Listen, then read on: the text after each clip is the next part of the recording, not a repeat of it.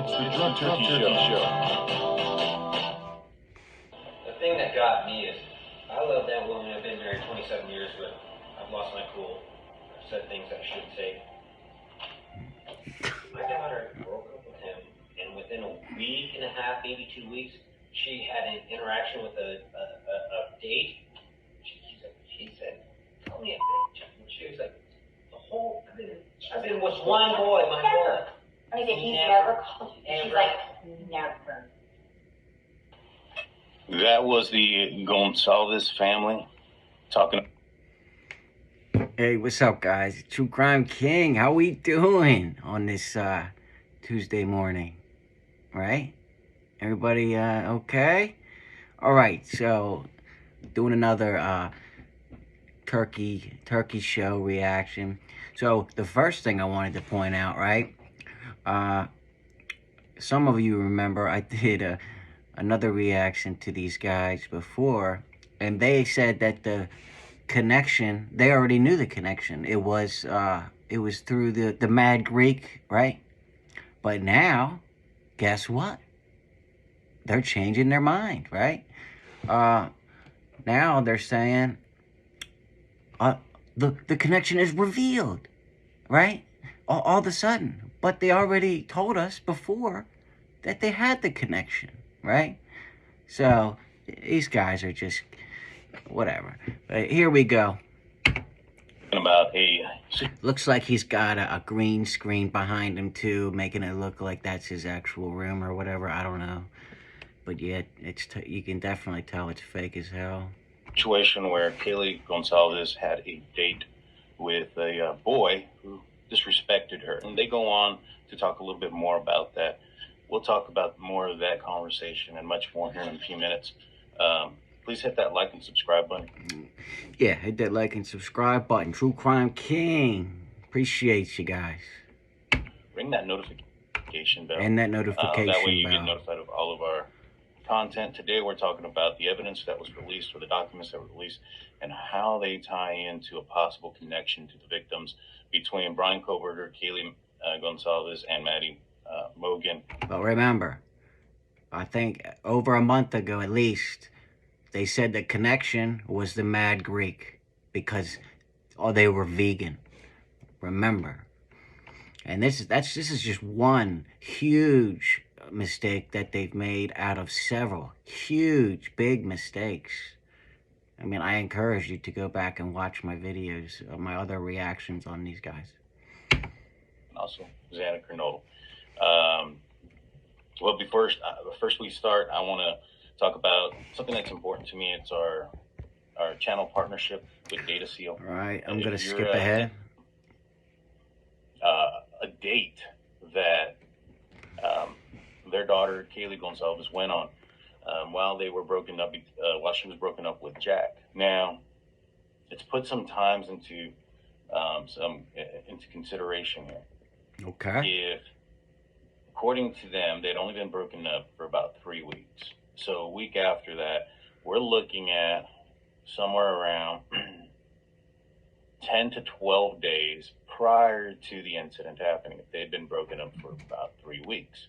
Okay, everybody following along so far?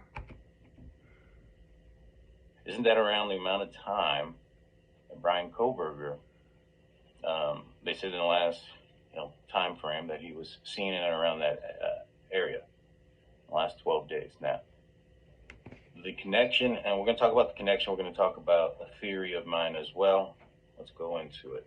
So, what I'm going to share here is the documents that were released. Let's start off with 458. Now, sorry, wrong button. Now,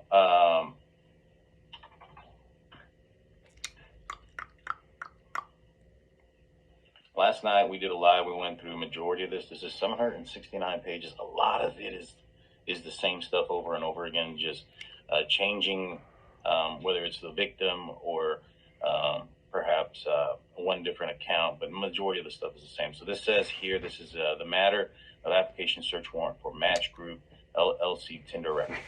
And so this basically is just showing that they're going for some records here for Tinder. Get to the point. Now, on page 464, or 463, here's where it kind of starts. It talks about that they, on 11/29, they obtained a search warrant for Tinder. 12/5 is when they got the email and the requested information. And what did they have, or what are they looking for, is Kaylee Goncalves' Tinder account. Okay, so now they're doing a complete, they're dropping the Mad Greek totally, right? Because Mad Greek has come out and said that Kohberger wasn't in the restaurant. Obviously, the employees would have known, and they have cameras, okay? Now, apparently the connection is Kaylee's Tinder account. Now, it was based on the family. They had been together for about 5 to 6 years, Kaylee and Jack Core. So, which makes a lot more sense because it's actually in the documents. But what I'm trying to just get across to all of you is, but they just do clickbait most of the time, okay? I just say the truth. That's all I do. in my opinion, this is probably a newer account. This isn't something that she was doing earlier. This was their breakup. They've been broken up for 3 weeks. She went on a date relatively soon after the breakup with somebody who disrespected her. Did she meet that person on Tinder? Now, let's see, 468. Yeah, right here, 40. This is a little bit. 2021 and the present stuff over and search warrant 224. Now, So I gotta skip ahead because he just keeps rambling. Those last 4 digits are Maddie Mogeson's phone number. I think it even says her name. Maddie who? Let me see. I think it's on page 481. Added at 49 until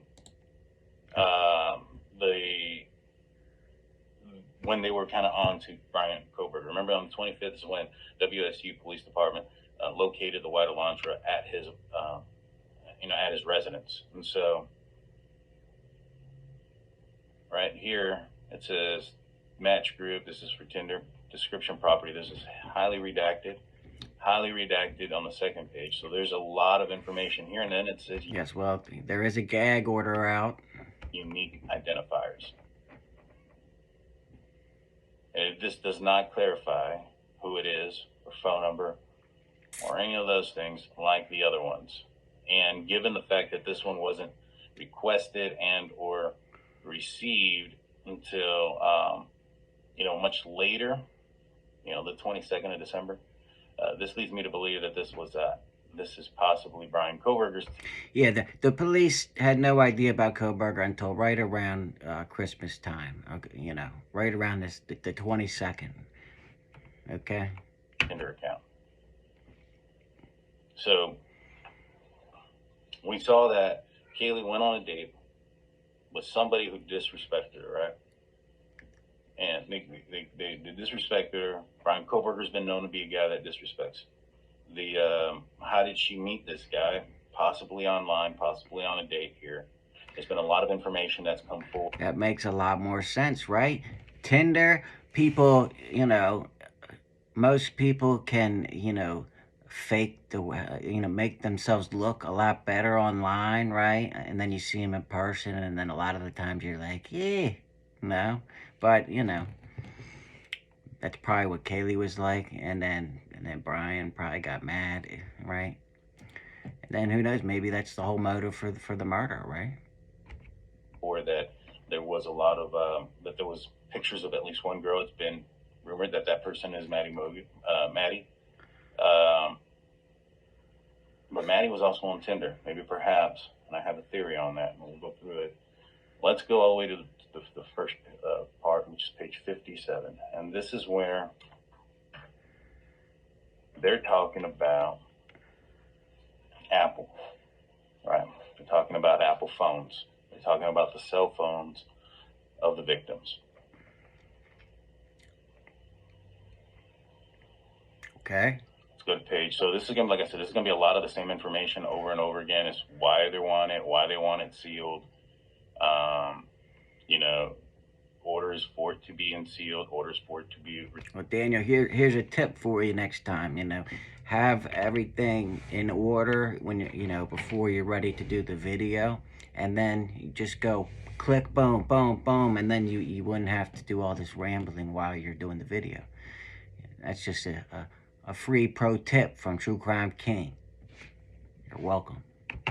Received. So, you know, from page 57 when they talk about it to page 67 when it finally gets to, there's 10 pages there when it finally gets to what they're talking about. Because this video is 19 minutes long. We have about at least half of it that's literally him trying to find the page.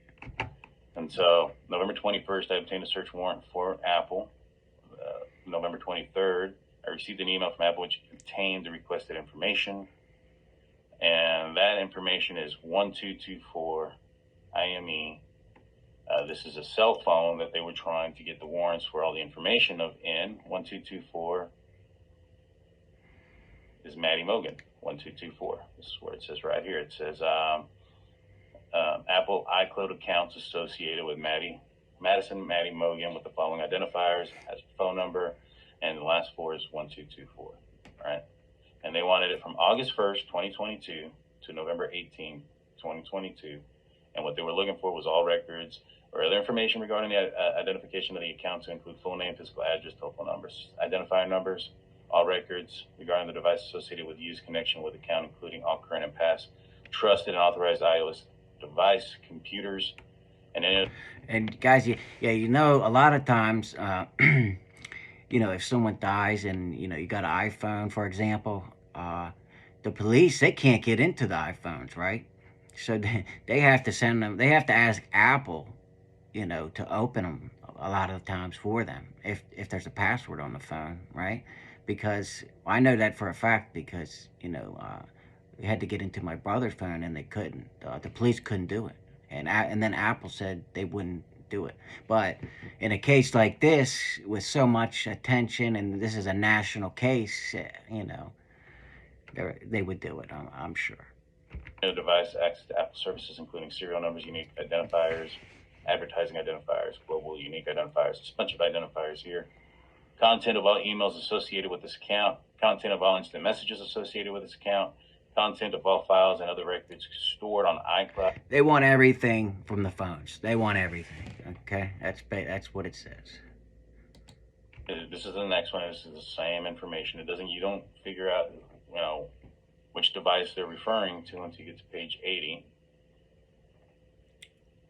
And in page 80, you're looking at the last four of 1278. I'm sorry, page 77. 78. Stuff with the other one. I'm gonna go crazy. And then page 94 is where it talks about the. But this was a subscriber request. Shout out, Adam. Thanks, man. I appreciate you. Third one. I won't fast forward because it's all the same stuff. Same exact stuff. Except this one's for 1841.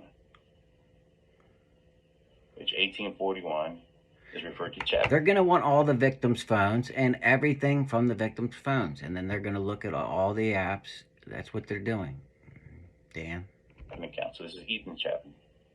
I still can't believe that over 30,000 of you are find this, you know, I don't know. Now, the crazy thing about this is it stops with the phones. Now it goes into AT&T mobility. It talks about phone plans. It talks about a bunch of other stuff.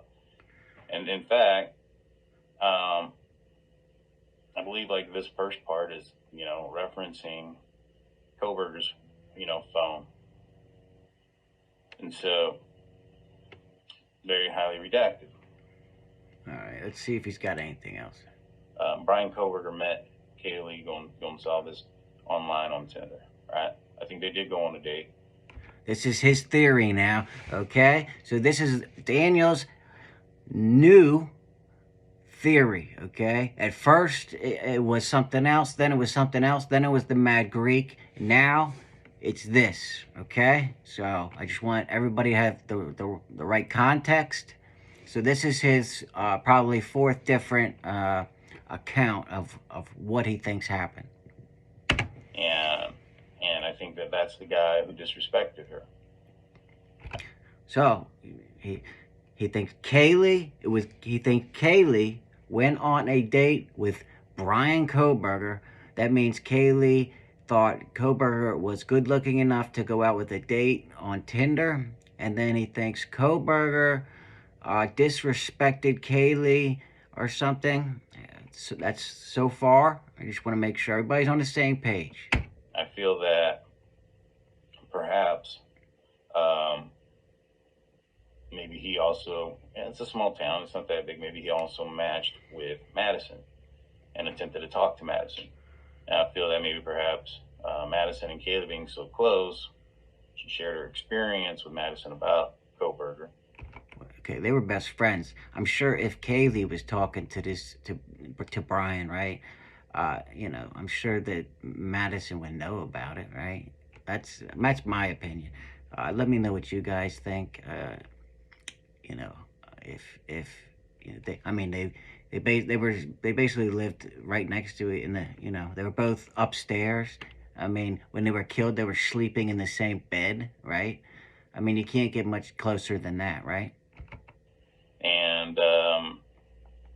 And she chose not to go on a date with the guy, and he was persistent, and he was mad not only because of the fact that it didn't work out with Kaylee, but then Kaylee prevented things to move forward with Madison. And in his mind, this is all in his mind, not saying this is anything true, but in his mind, and this is all allegedly, again, this is a theory of mine that I'm coming up with.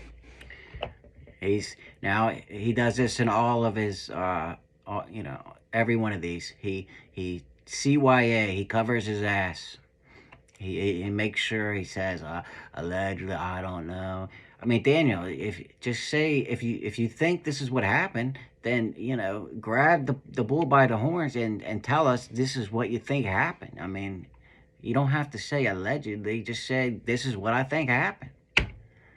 My assumption is he became upset with Kaylee about that. Now, the fact that the phone is missing and the fact that it's been described that Kaylee had significantly more injuries than the other victims here.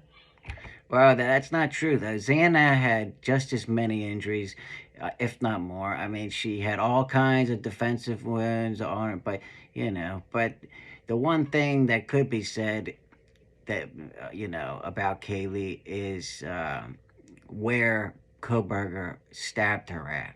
If you guys are privy to that, I'm not going to go into it because I don't want to get a strike on my channel. But you can look that up. But he might have something there. I mean, I have always thought the target was Kaylee. That's what I believe. But they're gonna look at all. He's coming out with this now because they released documents that basically tell you what they're looking for, right? Leads me to believe maybe he was angry at her and he took the phone because there was some sort of evidence of contact between him and Kaylee on that phone. I think this is definitely turning into a lot of strong evidence. I've talked about how I thought the evidence. All right, that's cool. But for me, there's not enough evidence to make an assumption like this. I'm not gonna be like him and just keep changing my mind every week or so, and keep coming every time there's a little bit more evidence is sprinkled out. He changes his mind. I'm not gonna do that. I'm gonna wait until all the evidence is out and then make my final opinion once I have all the evidence. But yeah, you guys, let me know what you think. Let me know what you think about his opinion. If you like the video, hit the like button for me. And until next time, True Crime King out.